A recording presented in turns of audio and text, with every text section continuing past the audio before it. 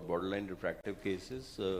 Dr. Ashima Grover, she'll be talking about rotten tomatoes or fine wine. I'm sure it's fine wine, no? Good afternoon, sir. Greetings from Abhilasha Hospital. Thank you so much, Vinod, sir. You've already set a nice base for my topic. So I'll be talking about PRK, whether it is fine wine, aging well, or rotten tomatoes.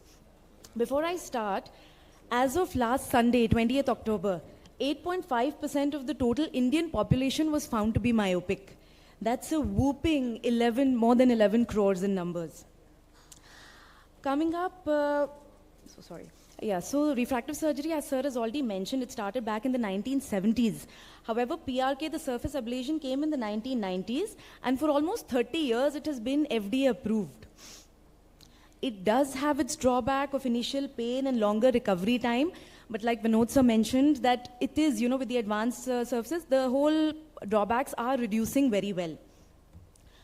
American Academy of Ophthalmology has primarily just three criteria where PRK stands number one in refractive. However, now a lot of cases are coming up where PRK will be the first line of choice. This was a case where I have done, this is more than 6 diopter sphere with a -1 cylinder. And after 3 months, the patient had no haze. About 3.5 months later, it was a little longer use of steroids, but eventually the haze disappeared beautifully, and he has a very good residual bed, so I think the patient is very happy. Another case where there are corneal scars. Again, I think lenticule would be a problem with these kind of patients, and a surface ablation works beautifully. With the mild to moderate keratoconus, now a lot of studies have come up that say that you don't need a C3R if the patient is stable. Of course, if you're doing a C3R, then PRK is also a good choice. As far as the bed is good, in mild cases, sometimes it actually helps in, reducing the ectasia further. Another patient here who had this kind of a scan with the posterior elevation, stable for about 3 months. Both his siblings had undergone as regular LASIK, their scans were normal, so we decided to go ahead and do a PRK, and the patient has been stable since. Wherever there are high contact sports, especially, where you expect a flap dislocation, I think PRK still holds to be the safest surgery. Any other ocular comorbidity, whether it's been retinal holes or there's a suspected disc or some kind of optical PK has been done. Of course, after all parameters are matched, we don't want to increase the pressure of the eye. That will happen in all other form of refractive surgeries. However, PRK can be done and the patients can get excellent vision. Coming to the ectasia profile, a lot of studies so far show that in normal cases, smile is the safest. However, as soon as we add in some risk factors like a thin cornea or a posterior elevation, a PRK may still have an edge over lenticule extraction. So a lot of again, this was a review article where the surgeons where their safety was their primary reason. PRK was the main choice. And for most part, anyone who's a good candidate for smile is also a good candidate for PRK. Of course, PRK is definitely safer than conventional LASIK. However, the newer studies have shown an upward trend of ectasia post-lenticule extraction. And considering that it has been around for 1 decade compared to PRK that's been there for over 3 decades, this post-smile ectasia may become a concern in the future. This is a quick summary. I think sir has already defined where, PRK would be our choice.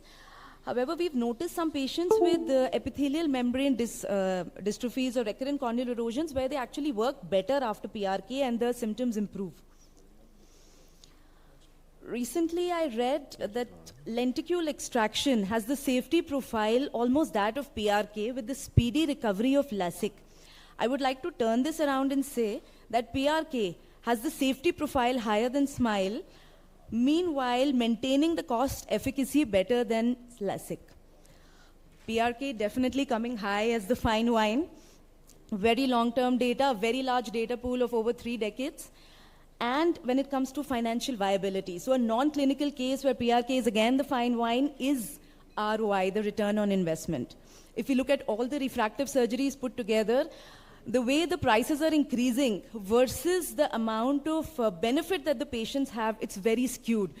So I believe, the manufacturing companies seem to be getting richer and doctors are getting more stressed, especially new surgeons where they have to set up their new refractive practices For the surgeon and the patient both, PRK still turns out to be the cheapest option.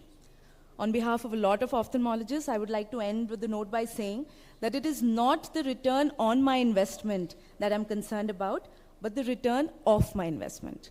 Thank you so much. Thank you very much, Dr. Ashima. Very nice person. I think definitely, I think was one of the first eczema laser procedure ever described, and it is wonderful to see that even after 3 decades, it holds its value. And as of today, I think all the procedures have their own subset of patients, and we should pick and choose. But definitely, I think surface ablation for a lot of majority of these patients would do a good job at a reasonable price range. So thank you very much for